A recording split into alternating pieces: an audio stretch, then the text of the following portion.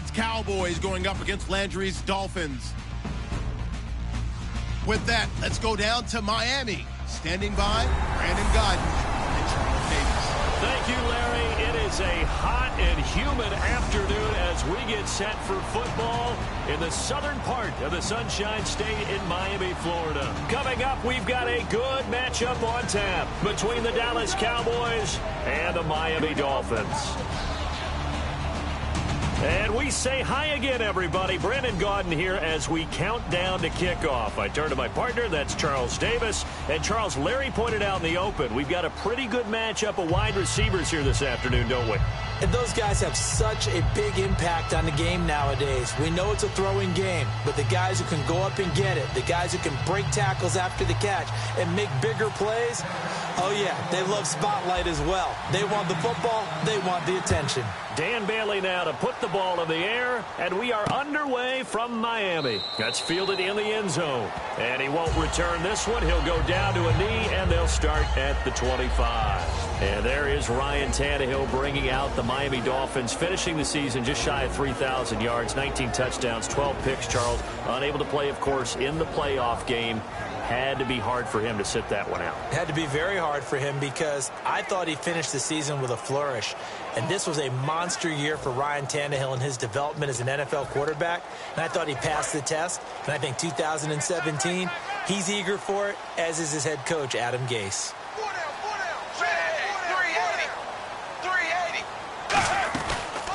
Now it's the Boise State alum, Jay Ajayi. And he'll push his way forward to about the 32. For someone who piled up the yardage that Jay Ajayi did in 2016, I think it was a strange type of a year. How many runners do you know that will end the season with more 200-yard games on the ground than 100-yard games and end up over 1,000? Very, very strange. 3 200-yard games, just one 100-yard game. All in all, though, how do you see a season? A rough start, but looked pretty good in the end. Rough start, but a really good offensive line that continues to grow. I think the future's really bright for Jay Ajayi and the Dolphins next season. So many teams want to throw the ball in this situation nowadays, but I love watching a team that has enough confidence to go ahead and run the football in that situation. That's almost a tendency breaker. On first down, Tannehill. And this is incomplete. He was trying to get that one to Kenny Stills. And that'll bring up second down. And a very capable offensive unit here. One of the headliners, Jordan Cameron. He's listed as a tight end, but he's at his best when he flexes away from the line of scrimmage and runs routes like a receiver.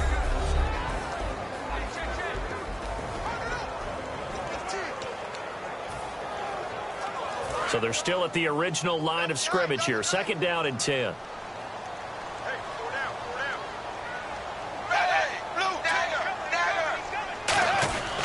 Tannehill now, the give to Ajayi. 1 yard, the official pickup there, so it's going to set up 3rd and 9. And a look at the defense for the Cowboys. Sean Lee is a linebacker with an exciting mix of tackling ability and coverage skills.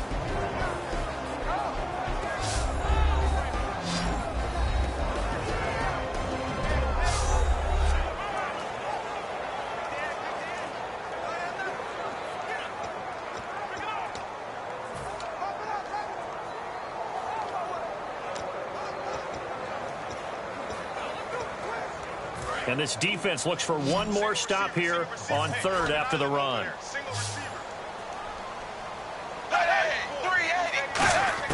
Throwing on 3rd down, Tannehill.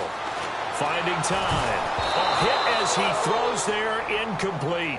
Jordan Cameron is tight in the intended receiver. Now 4th down. Oh, man, that was close. The opportunity to change momentum, big play, right in his hands, unable to come down with it. A sigh of relief, no doubt, on offense that fell harmlessly to the ground. So on 4th down, here's Matt Darr to kick it away. Lucky Whitehead back deep for Dallas.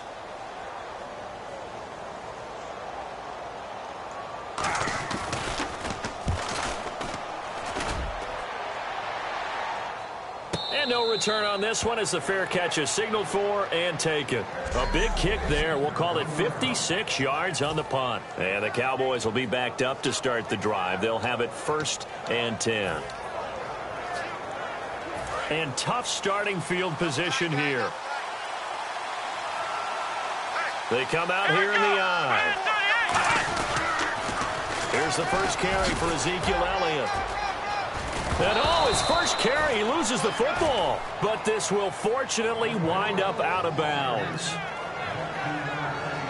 Partner, I know you call the play-by-play, but you know your ball. If I throw these numbers at you, all right, 6 yards shy of 2,000 of total yards from scrimmage for a rookie running back. What do you think? Sounds like me in high school. Sounds like you doing it, right? It's really fascinating at what he was able to do. The thing for me, though, he did that as a rookie. Where do you go from here? I mean, can you keep going up from those numbers your sophomore campaign? I think that you can. He's had examples of that preceding him in the NFL. Some guys who are in the Hall of Fame right now. Remember, he had 16 total touchdowns because it's not just his ability to run it.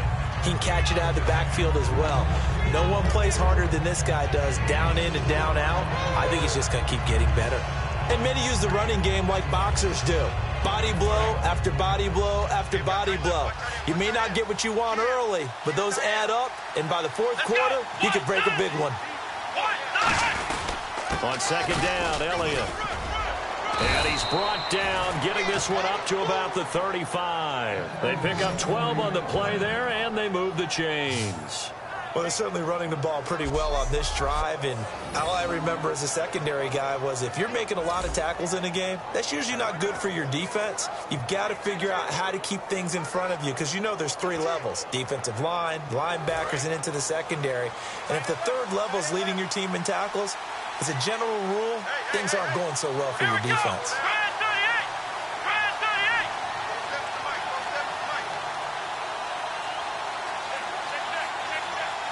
Time running out here on the play clock. Prescott. Man open left side. It's Williams. 7 yards, the pickup on the pitch and catch. When you see zone defense and you know you've got a drag route on as your primary call, you've got to be really careful as a passer about how far you let your guy go because he might wander into some tough coverage.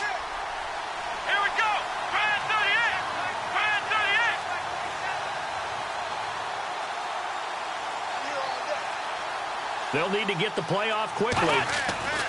2nd down, Prescott. And that one goes incomplete. He's maybe lucky it wasn't a fumble as he got hit as he threw it. Everything about that play tells you about today's NFL offenses and what they're asking out of running backs. You can't just be a guy who can run the football. You have to be able to catch it as well, and he didn't get that done on that play. 3rd and short yardage, Prescott. He's got time in the pocket. Trying here for Bryant, and it's intercepted. Picked off by Kiko Alonso. And he will bring it back. It's a pick 6 and a Dolphins touchdown. So a dangerous pass over the middle into zone coverage, and it bit him hard. And what's really difficult when you throw it in that direction and versus that zone, that means the linebackers have gotten to their spot, gotten their heads back around, and they can see the quarterback and everything in front of them. And they took big advantage of it, went in the other direction, had some blocking, and picked up a touchdown. And that makes it 7-0 Dolphins. So the defense creating some points, not only getting the interception, but then returning it to the end zone for the pick 6. So they throw the pick 6. They'll get another shot at it now as this one's in the air. Fielded about a yard deep. And he'll be brought down at the 23, make it the 24-yard line. As the Cowboys take the field, they're led out by the AP Offensive Rookie of the Year, and that's Dak Prescott. And while that's a great award, he had a great season. For Cowboy fans, the season ended shy of where they wanted to, but still a lot for them to build on going forward. And as time goes on, I think those Cowboy fans will reflect on the season. And when you look back at the game that they lost, when they lost to Green Bay in the playoffs, You realize Dak Prescott played really well in that game, so that's got to give them a lot of hope going forward. But I thought the best moment so far in the offseason outside of New England winning the Super Bowl, Dak Prescott winning the Rookie of the Year award and saying Ezekiel Elliott should have half of this award. We should cut it in half because we should share it. That's pretty cool. Here's the offense, and I don't know what more you can say at this point in his career about Jason Witten. You just give him full respect. This is a guy who knows how to do everything on the football field. Not just catch the ball, but huge in the run game with his blocking at the line of scrimmage. Offense still needing 10 yards. Second down. They come out here in the eye.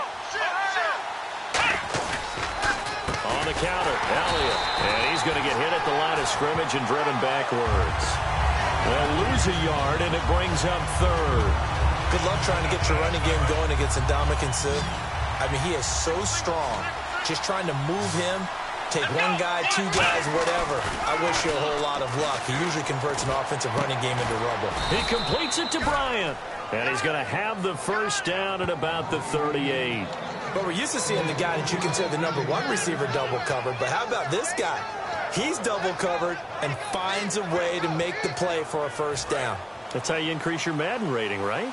No doubt about that at all. And you know something? I think we'll hear about that from him soon. A first down carry by Elliott. And a good swarm to the football defensively as they get him down at about the 40.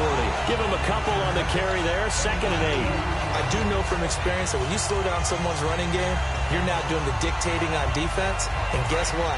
Now you're getting ready to tee off on their quarterback because they have to throw it all the time. But you still have to be alert for the draws and other plays. Setting alongside Charles Davis, I'm Brandon Gaudin as it is Cowboy football to begin quarter number 2. They've got a 2nd down and 8 to start things out. They go to Elliott again. And that play is blown up, losing yardage back at the 35. That'll go as a loss of 5. And that's going to lead to a 3rd and 12. When I see Cameron Wake make plays like that, I can't help but shake my head sometimes. He had to go to Canada first before he came back to the NFL, where he's now an all-pro. Yeah, undrafted out of Penn State, but look at him now. And just think about all the pass-rushing moves he has, his ability to play against the run. Remember, he was a combo outside linebacker, defensive end. Now he's just simply one of the best in the NFL. Dez Bryant, the intended receiver, and that brings up 4th down. We know it's not an easy job to go out and catch passes when people are trying to tackle you and knock the ball away. But the bottom line is, that's a pass he's got to have and a pass he should have caught. So on 4th down, here's Chris Jones to punt it away. Back deep for Miami, the rookie Jakeem Grant.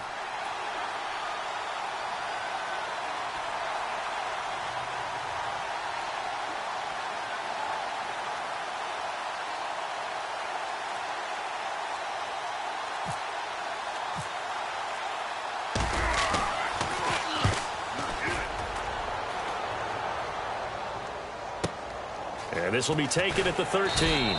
That'll wind up being a 50-yard punt, though they do get 10 back on the return. And it'll be Dolphin football. Out comes the Miami offensive unit now. They get set to take over. And a tight game after punting last time. See if they can get something going on this drive.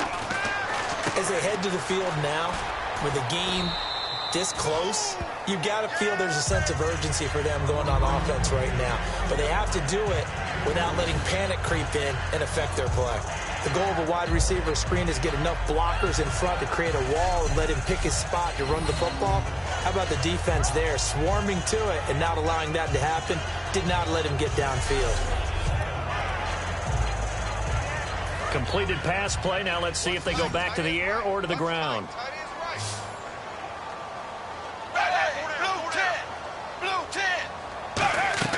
To throw on 2nd down is Tannehill. And Stills over the middle. And he'll get it up to the 33-yard line. They get 9 out of that one, and as a result, the drive continues. I think that's a big pickup for a first down because when you run a drag route against zone, you're sometimes asking for trouble because you might run into a defender. Yeah, well, there they ran into a first down. Executed it to perfection. And he's going to be met at the line of scrimmage and taken down. It's a loss of a yard there, and now 2nd down. Brad, wasn't that long ago that the guy playing that spot was an outside linebacker type of a guy. Now, as a defensive end, how about the speed that he used to get into the backfield and make the play?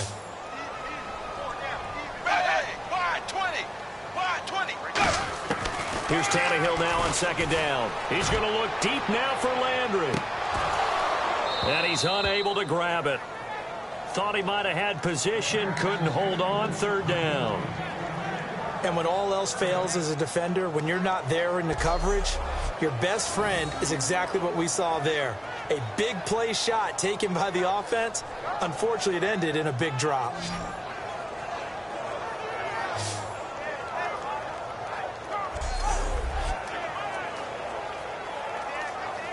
Offense needs 11. Have to think pass here on third down.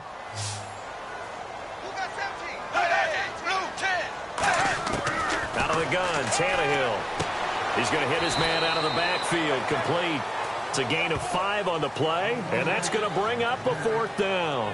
Partner, I think that completion takes the definition of dink and dunk to a different level, doesn't it? It does, and the defense was right there, kind of played into their hands. Here's Matt Darr now. On for his second punt. He'd take a repeat of his first. He gets this one away, and boy, it's another boomer. That'll be a 48-yard punt, 1 yard on the return. And possession will switch here as this offense will come on deep in their own territory.